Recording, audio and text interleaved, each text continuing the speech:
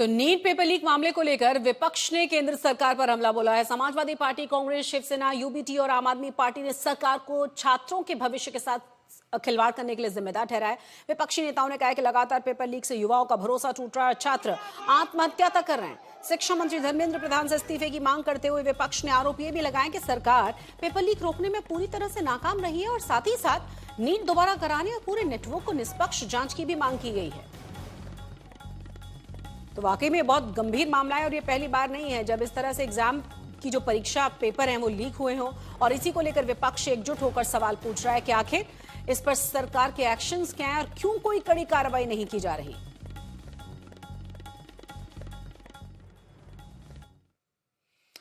NEET paper leak पर AIIMS आपको बता दें कि एमआईएम के नेता हैं वारिस पठान और धर्मेंद्र प्रधान से लगातार उन्होंने कई सवाल पूछे हैं। क्या उनकी तरफ से कहा गया है, जरा देखिए। देखिए, ये बहुत ही गंभीर अफसोसजनक बात है कि नीट का इस तरह से जो पेपर है वो लीक हो रहा है। इसकी पूरी जवाबदारी सरकार की बनती है। सरकार ने 23 लाख स्टूडेंटों के करियर के साथ खिलवाड़ किया है। ये पहली मर्तबा नहीं हुआ, इसके पहले भी हुआ था 2 साल पहले। आज एक स्टूडेंट 2 साल मेहनत करता है, इतना पैसा खर्चा करता है, कोशिश करता है, पूरा परिवार उसका साथ में उसके लगता है, वो एग्जाम देता है, एग्जाम में उसका पेपर बोलता है अच्छा गया, उसके बाद में आप आके बोल देते हो कि पेपर लीक हो गया, एग्जाम कैंसिल। एनटीए आता है, एक खाली सर्कुलर निकाल देता है कि क्योंकि पेपर लीक हो गया एग्जाम कैंसिल कर दिया हमने, सीबीआई की अब इंक्वायरी बिठा दो। अरे सीबीआई की इंक्वायरी बैठेगी, जब तक उसका रिपोर्ट आएगा तब तक तो काफी स्टूडेंट एमबीबीएस बनकर डॉक्टर बन जाएंगे। तो किस तरह से आपको खिलवाड़ करने का अधिकार किसने दिया है?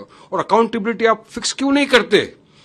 जब इनके मंत्री एजुकेशन मिनिस्टर धर्मेंद्र प्रधान को मीडिया ने सवाल किया, सवाल का जवाब देने से कतरा रहे थे, चले गए चुपचाप।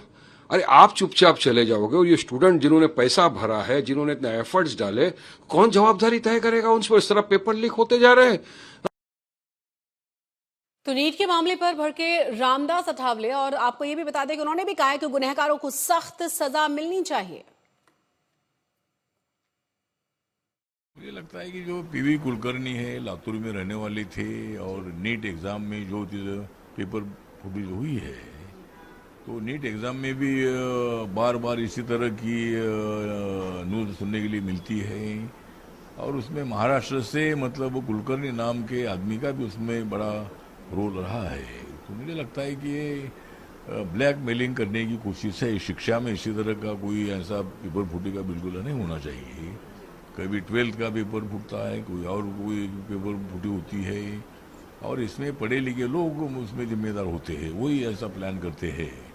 तो जिस तरह कुलकर्णी को पकड़ा है और जो भी जहाँ लोग पूरे देश भर में मिले हैं, इसका एक पूरा जाल है और इस जाल में ये लोग मतलब ब्लैकमेलिंग भी करते हैं, ब्लैक मनी भी कमाते हैं और एक शिक्षा को बहुत बड़ा धक्का देने का काम इनका है। तो इसीलिए मुझे लगता है कि कॉपी करने के लिए या मतलब पेपर फूटी जो है ये बिल्कुल नहीं होनी चाहिए।